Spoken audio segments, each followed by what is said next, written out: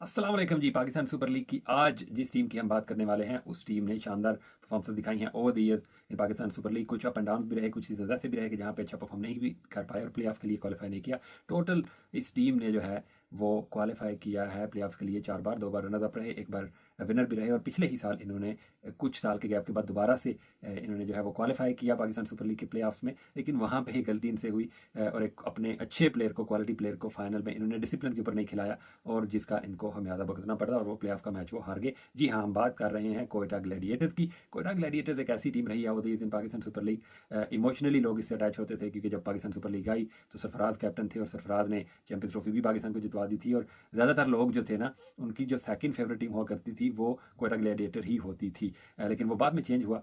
पिछले कुछ सीजन इनके अच्छे नहीं गए हैं। जब सरफराज की परफॉर्मेंस में, कैप्टनसी में थोड़ा थोड़ा सा डिक्लाइन आया और फिर उन्होंने प्लेऑफ के लिए क्वालिफाई करना बंद किया। लेकिन पिछले सीजन उन्होंने दोबारा से वो है अपना मोमेंटम पकड़ा, अपना ड्राफ्ट बेहतर किया और कप्तान चेंज किया। राली रोसो को उन्होंने कप्तान बनाया, शेन वाटसन उनके कोच आए और एक बार फिर उन्होंने जो है वो प्ले ऑफ के लिए क्वालिफाई किया। लेकिन प्ले ऑफ में जाके वो हार गए क्योंकि रदरफोर्ड एक ऐसे प्लेयर थे जो कि एक फिनिशर थे, मैच विनर थे। वो उनको कुछ गेम्स मिस करना पड़ी, वो अपनी कंट्री में वापस गए। जब वापस आए तो Shane Watson being an Australian, उन्होंने डिसिप्लिन एक्शन लिया और उन्होंने रदरफोर्ड को उस प्ले ऑफ के मैच में नहीं खिलाया, जिसकी वजह से कोयटा ग्लैडिएटर वो प्ले ऑफ का मैच हार गए। और अब दोबारा से इस साल की अगर बात की जाए तो कोयटा ग्लैडिएटर्स एक बार फिर एक अच्छा ड्राफ्ट करने के बाद एक one of the batter teams उभर के सामने आती हुई दिखाई दे रही है। इस बार उनकी कप्तानी मोस्ट लाल की जो है वो साद शकील करते हुए दिखाई देंगे, जिन्होंने पिछले सीजन 33-0 के बाद उनको मौका मिला और शानदार अपने PSL के करियर का उन्होंने आगाज़ किया और बड़े अच्छे ओपनिंग का आगाज़ वो करते थे। जेसन रॉय के साथ अग्रेसिव होते थे, अपनी 360 डिग्री के ऊपर खेलने की वो कोशिश करते थे। तो इस बार वो कप्तानी भी करते हुए आपको दिखाई दे सकते हैं कोयटा ग्लैडिएटर्स की।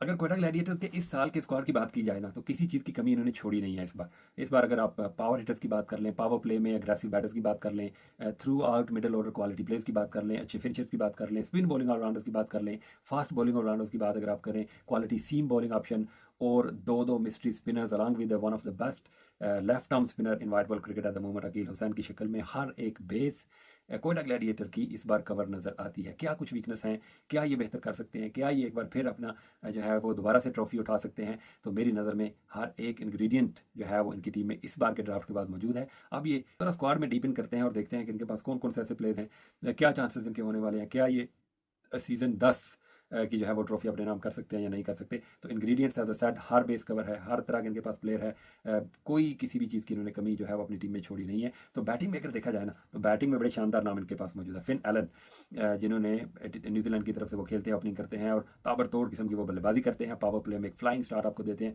तो मोस्ट लाइकली वो साद शकील के साथ आपको ओपन करते हुए दिखाई देंगे। तो ओपनिंग तो इनकी सॉर्टेड है क्योंकि पावर प्ले अगर आपने अच्छा खेलना है T20 की टीम में या T20 के मैच में, तो फिन एलन से बेहतर का शायद ही कोई प्लेयर होगा इंटरनेशनल सर्किट के ऊपर जो अवेलेबल होता और जिसको टीमें जो है वो पिक करती। तो फिन एलन एक फ्लाइंग स्टार्ट इनको देंगे, साथ में इंटेलिजेंट साद शकील इनके पास लेफ्ट हैंडर होंगे। फिर एक चीज़ मैं पहले भूल गया कि लेफ्ट हैंडर बैटर हूँ, राइट हैंडर बैटर्स हूँ, फिनिशर्स हूँ, एंकर्स हूँ, किसी भी चीज़ की कमी मुझे इस स्क्वाड में नज़र नहीं आती है।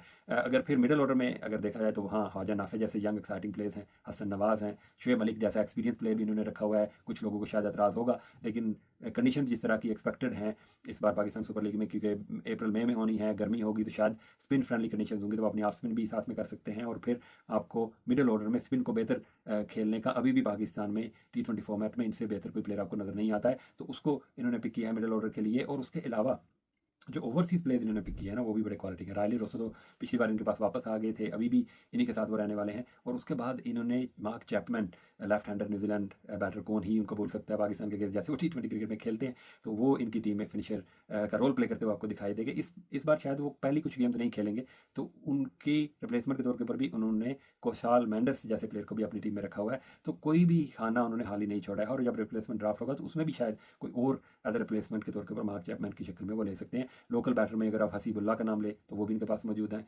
यंग, एक्सपीरियंस्ड, एक्साइटिंग, एक्सप्लोसिव, तजर्बेकार किस्म के बल्लेबाज, हर एक तरह का बल्लेबाज कोटा ग्लैडिएटर्स में इस बार मौजूद है। और अगर फिर ऑलराउंडर्स की बात की जाए ना, क्योंकि T20 भी ऐसा फॉर्मेट है जिसको कहा जाता है कि वो ऑलराउंडर्स का फॉर्मेट है, उसमें अगर आप थ्री डायमेंशनल प्लेयर हैं तो आप ज़्यादा वैल्यू ऐड करते हैं, तो इन्होंने उधर भी कमी नहीं छोड़ी है। तो ऑलराउंडर अगर देखे जाएँ तो Shoaib Malik as sir earlier वो ऑफ स्पिन करते हैं, साथ में मिडल ऑर्डर बैटर हैं। फिर दानिश अजीज़ भी एक ऐसे प्लेयर हैं जो कि लेफ्ट आर्म स्पिन आपको ऑप्शन देते हैं, साथ में वो लेफ्ट हैंडर हैं, एक्सप्लोसिव बैटिंग वो कर सकते हैं मिडल ऑर्डर में। उसके बाद फ़हीम अशरफ इनके पास है जी, सीम बॉलिंग ऑलराउंडर, प्लैटिनम इन्होंने उनको इस बार पिक किया था। फिर Sean Abbott is another bowling allrounder जो कि हैं तो मेनली बॉलर, लेकिन अपनी बैटिंग से भी वो गेम्स नंबर 7 और 8 के ऊपर आके आपको जितवा सकते हैं। और फिर कायल जेमिसन अनदर बॉलिंग ऑलराउंडर जो अभी बड़ी शानदार बॉलिंग करते हुए हमें दिखाई दिया। अभी पाकिस्तान के अगेंस्ट पहले T20 में ही वॉज लिटरली अनप्लेएबल, जिस तरह की वो लेंथ्स को वो हिट करते हैं, is quick enough, he is tall, और फिर नीचे वो बैटिंग में भी आपको एडवांटेज देते हैं। तो ऑलराउंडर्स भी इनके पास जो है वो पूरे हैं, हर तरह का ऑलराउंडर इनके पास मौजूद है। 3 seam bowling allrounder, 2 spin bowling allrounders, तो उधर भी किसी चीज़ की कमी आपको दिखाई नहीं देती है।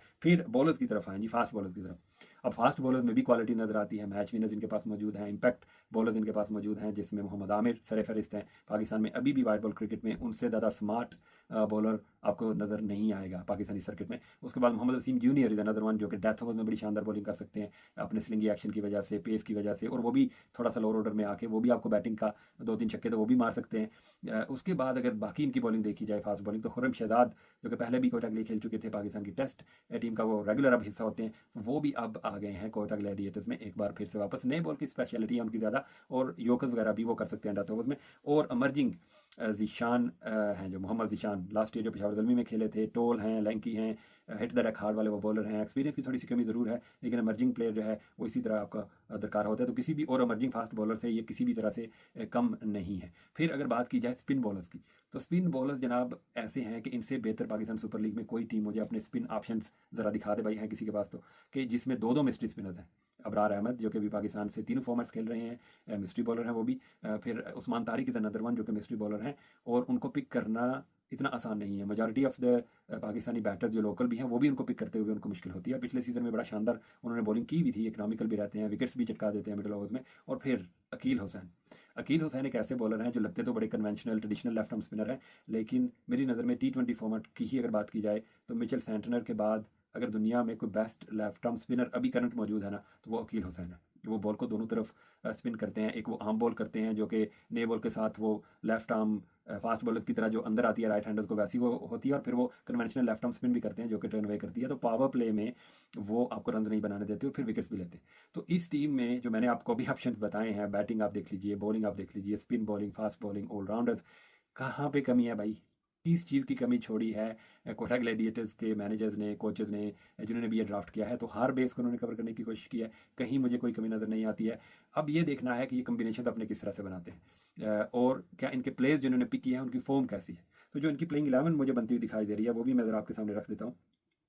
प्लेइंग 11 जो मुझे बनती हुई दिखाई दे रही है, जो आइडियल इनके लिए हो सकती है, वो फिन एलन और साद शकील जो है वो ओपन करते हुए दिखाई दे रहे हैं। हसन नवाज़, जिनका मैं पहले उतना डिटेल में नहीं हमने बात की क्योंकि पाकिस्तान से खेल रहे हैं, पहला मैच उनका अच्छा नहीं गया तो ज़्यादा मैं तारीफों के पुल बांध देता तो वो भी अच्छा नहीं लगना था। But he is another exciting young Pakistani batter जो कि आपको आने वाले वक्तों में अच्छा इम्पैक्ट प्लेयर की शक्ल में वो आपको दिखाई दे सकता है। और PSL का सीज़न स्पेशली अगर उनका अच्छा चला जाता है तो ये एक तरह से स्टेपिंग स्टोन उनके लिए हो सकता है कि वो अपने करियर को इधर से ऊपर लेके जा सकते हैं। तो वो नंबर 3 के ऊपर मुझे ऐसा लगता है कि खेलते हुए दिखाई देंगे। उसके बाद जी मिडल ऑर्डर अगर देखा जाए ना, तो वहाँ क्वालिटी लेफ्ट हैंडर रायले रसो मिस्टर PSL में आज हमेशा उनकी अच्छी परफॉर्मेंस रही है, चाहे वो कोयटा के लिए हूँ या चाहे वो मुल्तान सुल्तान के लिए हूँ। लेकिन इस बार दोबारा जब वो कोयटा में आए ना पिछले सीज़न में, तो उस तरह की परफॉर्मेंस वो नहीं दिखा पाए थे।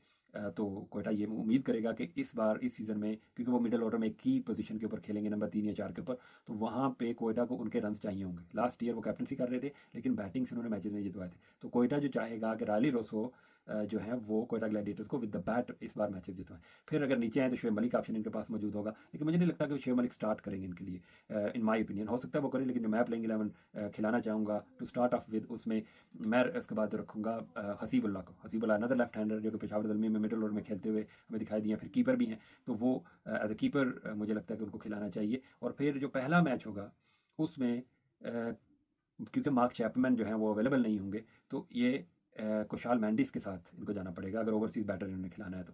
और कुशाल मैंडिस को शायद आपको ऊपर भी थोड़ी फिर बैटिंग कराना पड़ेगी क्योंकि वो भी टॉप ऑर्डर के प्लेयर। ये थोड़ा सा एक मसला इनके लिए हो सकता है क्योंकि मार्क चैपमैन जब तक नहीं होंगे तो एक डेजिग्नेटेड फिनिशर जो आपको चाहिए होता है वो ना कोई लोकल इनके पास है और ना ही कोई ओवरसीज़ अभी जो करंट स्क्वाड इनका है उसमें नहीं है।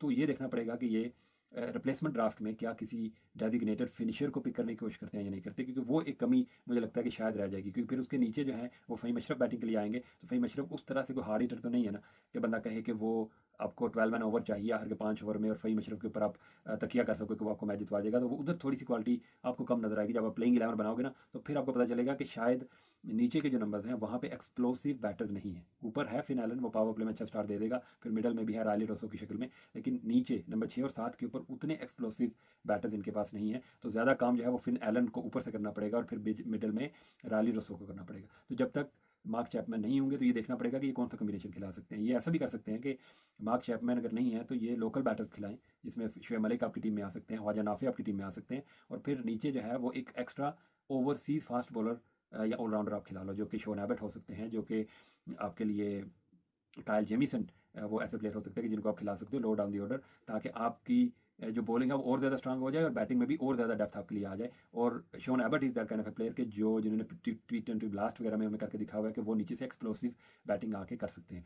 फिर बॉलिंग जो इनकी है उसमें मोहम्मद आमिर सरफहरिस्त होंगे, अभी भी पाकिस्तान के बेस्ट फास्ट बॉलिंग ऑप्शन वो हैं। उसके बाद वसीम जूनियर, ये दोनों मेरे लिए सारी गेम्स मुझे खेलते हुए दिखाई देते हैं, क्योंकि जो आमिर है वो नए बॉल के साथ बड़े स्पेशल है और फिर डेथ में भी बड़ी शानदार अपने वो ओवर आके करते हैं। और वसीम जूनियर मिडल ओवर्स में, डेथ ओवर्स में, I don't think there are many better bowlers in Pakistan than Wasim junior when you talk about bowling the death overs. Yorkers वो बड़े एक्यूरेट करते हैं। उसके बाद जो स्पिनर्स हैं ना जी इनके, उनका तो कोई मुकाबला मुझे नज़र नहीं आता है। कोई भी और टीम आप उठा के देख लीजिए, आपको कोई इनकी तरह का स्पिनर नज़र नहीं आएगा, जिसमें अबरार हैं, उस्मान तारिक हैं और अकील हुसैन है। जो मैंने प्लेइंग 11 जो शुरू जिसके साथ ये कर सकते हैं उसमें अबरार को रखा था प्लेइंग 11 में। डिपेंडिंग ऑन द कंडीशंस आप जो है वो खिला सकते हो उस्मान तारिक को भी, लेकिन अकील हुसैन जो है वो तो आपको खेलते हुए दिखाई देंगे ही। तो इस तरह के कुछ कम्बिनेशन डिफरेंट ये आपने ट्राई कर सकते हैं, और अपने रिसोर्सेज को अगर कोयटा ग्लैडिएटर्स ने अच्छी तरह से यूटिलाइज़ किया तो मुझे लगता है कि कोयटा ग्लैडिएटर्स को ये ट्रॉफी जीतनी चाहिए। अगर वो नहीं जीती तो फाइनल तक तो कोटा ग्लैडिएटर को ज़रूर आना चाहिए। तो ये है मेरा एनालिसिस ऑन कोटा ग्लैडिएटर्स सो फार। आप भी कमेंट सेक्शन में बता सकते हैं कि आपको कोटा ग्लैडिएटर्स की टीम कितनी स्ट्रांग नज़र आती है, और आप भी अपनी प्लेइंग 11 अपने कम्बिनेशन आप हमें बता सकते हैं कि आपकी नज़र में क्या कम्बिनेशन उनको खिलाना चाहिए, प्लेइंग 11 उनकी कैसी होगी। और सरफराज अहमद जो पिछली बार जिनकी कैप्टनसी चली गई थी और अब वो कोटा ग्लैडिएटर्स के जो हैं वो डायरेक्टर क्रिकेट भी बन गए हैं, तो वो भी देखते हैं कि कितनी वैल्यू ऐड करते हैं बेंच के ऊपर बैठ के। तो यही है जी कोयटा ग्लैडिएटर का शो मेरी तरफ से। आप भी अपनी राय का इज़हार ज़रूर कीजिएगा। Thank you very much for watching.